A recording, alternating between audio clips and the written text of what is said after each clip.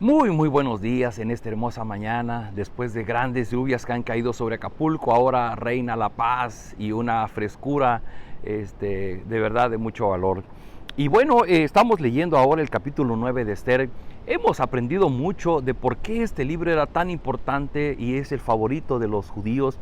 Y es porque la mano soberana de Dios se mueve para guardar a su pueblo. Hoy entramos al capítulo 9, versículo 1 y dice: llegó el día 13 del mes de Adar, cuando debían cumplirse la orden del rey para que los judíos fueran destruidos. Pero ocurrió lo contrario, porque ese día los judíos triunfaron sobre sus enemigos. En todas las provincias del rey Asuero, los judíos se reunieron en sus respectivas ciudades, dispuestos a atacar a cualquiera que les quisiera hacer daño. Pero nadie se atrevió a hacerles frente, porque ahora todos les tenían miedo. Además, por miedo a Mardoqueo, todas las autoridades ayudaron a los judíos, pues ahora él tenía un puesto muy importante en el reino. Mardoqueo se hizo muy famoso en todas las provincias y cada vez tenía más poder. Vemos que Amán echó suertes y había caído en suertes que el día 13 del mes de Adar sería el día en que los judíos serían destruidos, la nación judía que estaba bajo el imperio persa. Y ese día llegó y no estaba Amán. Amán ya había partido a otro mundo. Pero ahora se da el momento y ellos ya tenían el edicto donde podían los judíos defenderse. Y Mardoqueo ya era un personaje importante en el reino persa. Así es que con esa ventaja de que los judíos podían defenderse y segundo, de que Mardoqueo estaba a un lado del rey, pues eso le dio una gran ventaja al pueblo judío. Los judíos se armaron de espadas y acabaron con todos sus enemigos. También en la ciudad de Susa mataron a 500 hombres, incluyendo a los 10 hijos de Amán. Ese mismo día informaron al rey cuántos habían muerto en Susa. Entonces el rey le comentó a la reina Esther: en la ciudad de Susa los judíos han matado a 500 hombres, incluyendo a los 10 hijos de Amán. Sin duda, en el resto del reino habrán hecho algo parecido. ¿Qué más deseas? Pídeme lo que quieras, que yo te lo concederé. Vemos que bajo la provisión de Dios y bajo el gobierno de Dios, el pueblo estaba listo para defenderse. Y el pueblo simplemente lo que hizo, tomó la espada y dice, por ejemplo, nada más en la ciudad de Susa mataron 500 hombres. Y de manera importante habrá que resaltar, Amán ya sí había muerto en la horca que él mismo había construido, y ahora estaban matando a sus 10 hijos herederos. Con eso se estaba extinguiendo el linaje del famosísimo Agag, rey de los amalecitas. Y dice que entonces cuando el rey le pregunta a Esther: bueno, pues sí, ya estás matando a los que eran tus enemigos, pues ¿qué más quieres? Se veía que este rey tenía mucha preferencia por la reina Esther.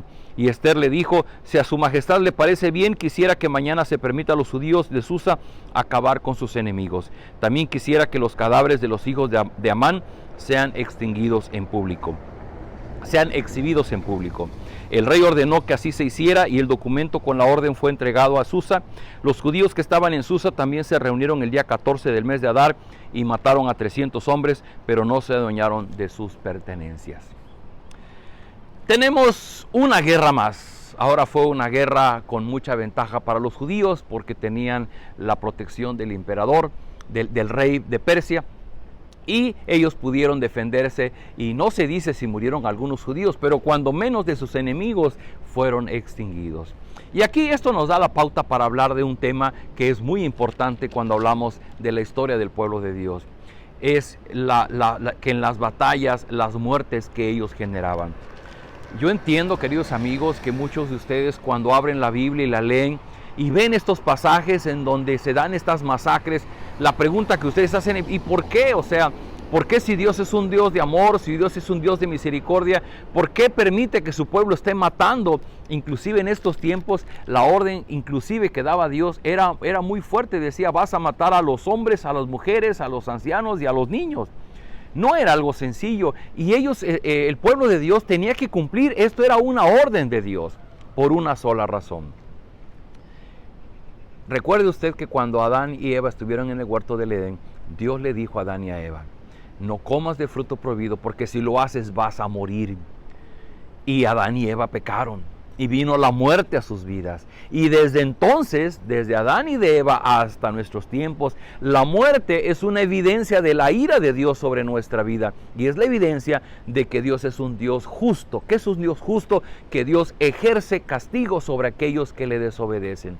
Y en el caso de Adán y Eva desobedecieron y recibieron el castigo. Y todos estos pueblos que eran paganos, que eran politeístas, tenían muchos dioses, Dios de alguna manera va a ejercer su ira, su castigo sobre estos pueblos que son politeístas, que honraban a todos los dioses menos a Él. Y Dios va a usar a su pueblo para ejercer su justicia sobre aquellos pueblos que eran paganos. E inclusive por eso es que Dios era tan celoso con su pueblo, y en los 10 mandamientos el primero de ellos dice: no tendrás dioses ajenos, y el segundo: no te harás ninguna imagen de nada que esté arriba en el cielo, ni abajo en la tierra, ni debajo de la tierra. ¿Por qué? Porque los pueblos que estaban alrededor eran pueblos que no adoraban a Dios. Dice Pablo allá en Romanos capítulo 1 que Dios está muy enojado y la ira de Dios se revela desde el cielo contra aquellos hombres que no le reconocen como creador, ni le dan gracias, ni le adoran. Y cuando un hombre no le reconoce como creador, no le da gracias y no le adora, la ira de Dios está presente en su vida. Y en este caso, Dios va a usar a su pueblo para ejercer su justicia sobre aquellos pueblos que son paganos. ¿Qué mensaje nos queda para nosotros el día de hoy? El mensaje es muy claro. De igual manera que la Biblia habla de la justicia de Dios, también se habla de la misericordia de Dios. Y esa se revela muy claramente a través del Señor Jesucristo. Aunque desde tiempos antiguos se ha mostrado la misericordia de Dios.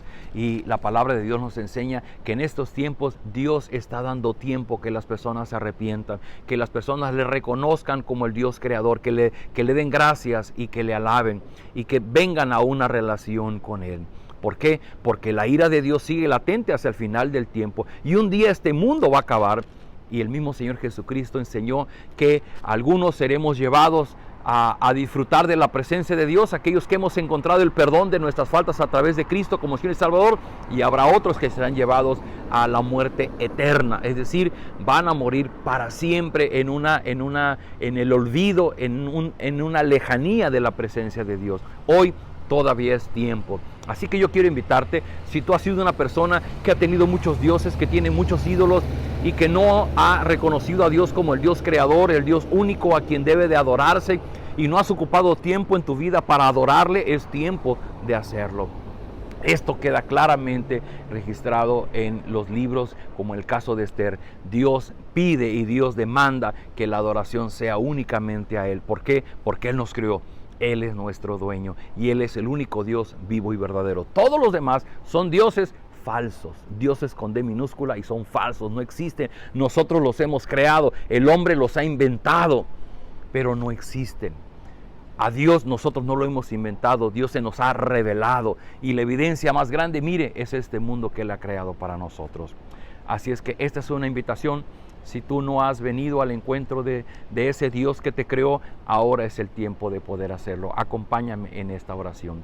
Bendito Padre, gracias por las enseñanzas de la Biblia, y porque ahora podemos comprender que si tú eres el Dios creador, te debemos reconocer como tal, te debemos de dar gracias y te debemos de adorar.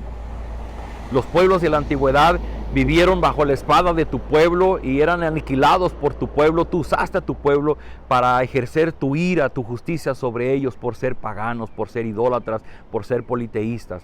Ahora, Señor, tú demandas de nosotros nuestra fidelidad y nuestra adoración solamente a ti, el único Dios vivo y verdadero. Señor, yo ruego por las personas que miran este video, que probablemente no lo sabían y sus vidas están llenas de dioses, están llenas de ídolos, pero que ahora se dan cuenta que tú reclamas ese derecho que tienes como nuestro creador y como nuestro dueño, que solamente tú eres el único Dios vivo y verdadero y que a ti debemos honrarte. Te ruego, Padre, ablanda nuestro corazón, pon en nosotros la humildad necesaria para mirarte, para doblegarnos ante ti y para entregarte nuestra vida. Te ruego, Padre Celestial, sosténnos con tu diestra Guárdanos en medio de las tempestades de nuestra vida. Y te ruego, Padre, dale fortaleza y alivio a aquellos de nuestros amigos y hermanos que están pasando por tiempos difíciles, están viendo a sus seres queridos que se les acaba la vida en medio de una terrible enfermedad. Dales fortaleza, dales consuelo, sosténles con tu mano, dales una evidencia de tu presencia en medio de ellos. Te lo rogamos en el nombre de Jesús. Amén. Queridos amigos, la historia continúa. Nos vemos el día de mañana.